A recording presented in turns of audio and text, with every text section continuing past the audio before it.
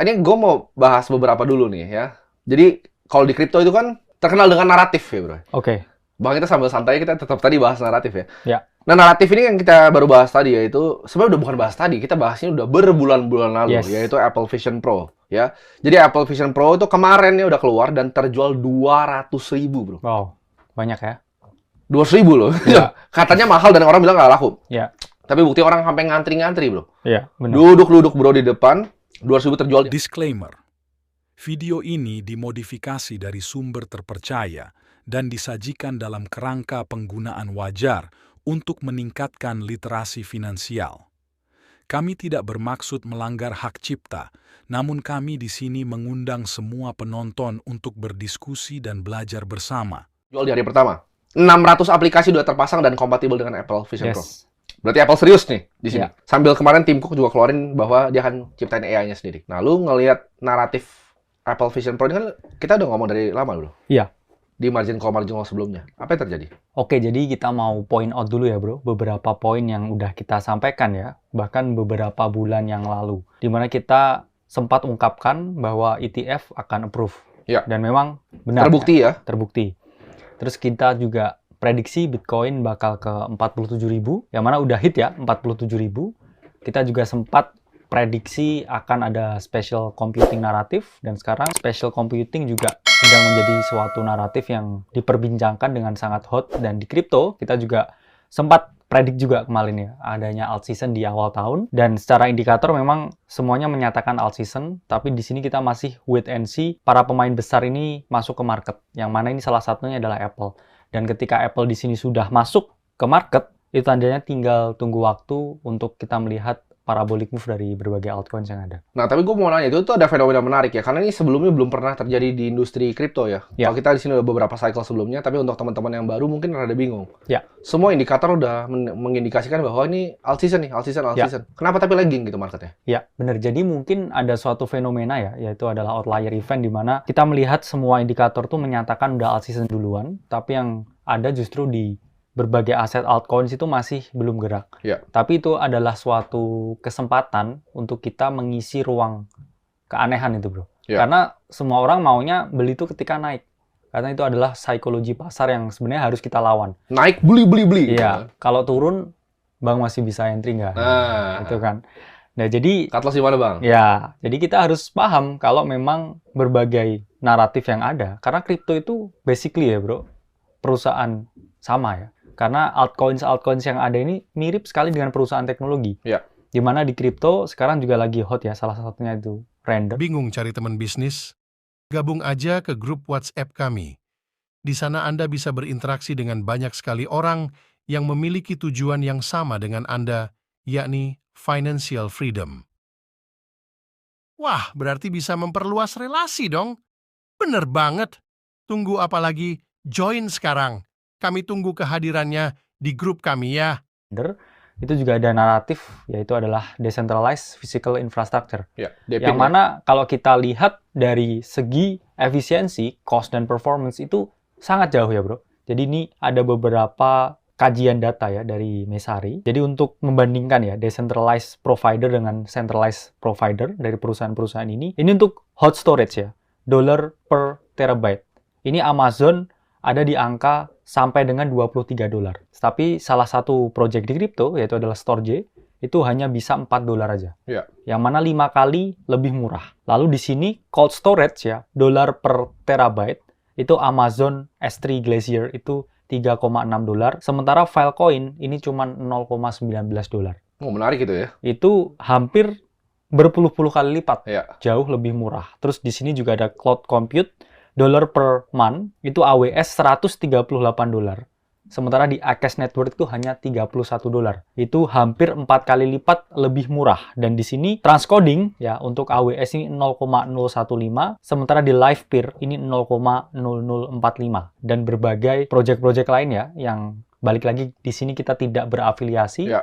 dan juga tidak mempromosikan berbagai project tersebut, tapi kita ingin meng-point out bahwa project-project ini memang secara fundamental dan fungsi itu ada. Betul. Yang mana fungsinya ini 10-20 kali lebih murah Ya. secara efisiensi. Tapi juga fungsinya sama aja. Berarti kan di sini kita melihat ada suatu gap yang mana bisa diselesaikan dan juga diefisiensikan dengan teknologi blockchain dan project on blockchain atau berbagai project Web3 ini. Nah, ini gue lihat menarik, bro. Ya. Euro-backed stablecoin itu udah hadir Ya. di Spanyol. Dan kita juga udah sempat ngomongin naratif CBDC juga. Ya. Ini apakah ini ada dampaknya, bro? Ke naratif CBDC yang sebenarnya nggak pernah ada yang bahas itu. Oke. Baru kita yang waktu itu bahas pertama kali. Benar. Nah, itu ada dampaknya nggak tuh? Nah, jadi ini menarik ya. Ini ada laporan di Spanyol. Ini perusahaan fintech ya, salah satu terbesar di sana, bro. Namanya Money. Jadi dia meluncurkan Euro-backed stablecoins pertama di 29 Januari. Dan ini dia skemanya sama ya, back 1:1 dengan euro currency. Dan ini CEO-nya ya, Alex Saez ini mengungkapkan kalau ini akan menjadi salah satu aspek yang penting dalam digitalisasi currency. Ya. Yang mana ketika salah satu negara yang besar ya, contohkan misalkan di Spanyol itu membawa revolusi CBDC, ini banyak negara yang akan juga membawa CBDC. Di mana kita ngomongin CBDC naratif tuh sejak tahun yang lalu. Ya. Dan kita bersiap teman-teman untuk ancang-ancang ke naratif tersebut, at least mungkin bisa dicicil ya pertengahan tahun ini sampai akhir tahun. Karena banyak negara itu yang deadline CBDC-nya itu akan berakhir di akhir tahun 2024. Jadi Q4 2024 very possible untuk CBDC naratif. Ini kemarin kita ngomongin soal Bitcoin misalnya. Ya.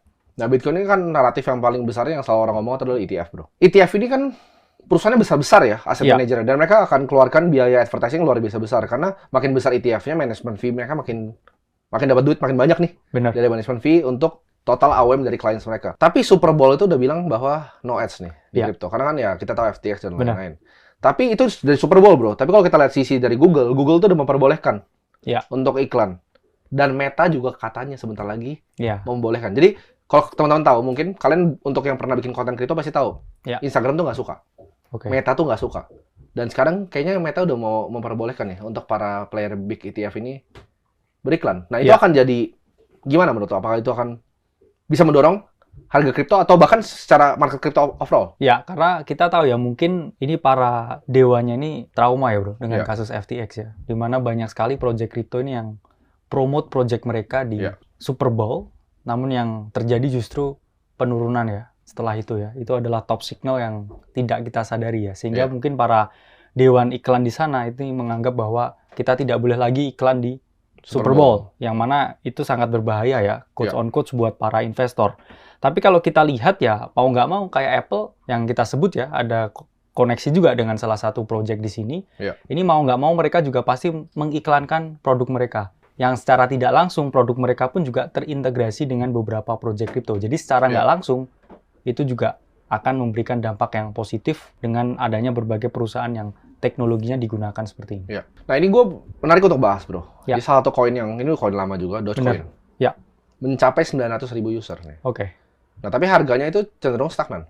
Dan nggak kemana-mana. What do you see in the market sekarang? Jadi market ya, karena sekarang kita lagi weekend ya, bro. Jadi sangat kecil volumenya, dimana kalau kita lihat ya di sini chart Dogecoin di weekly, ini sebenarnya di range yang cukup ideal untuk kita akumulasikan.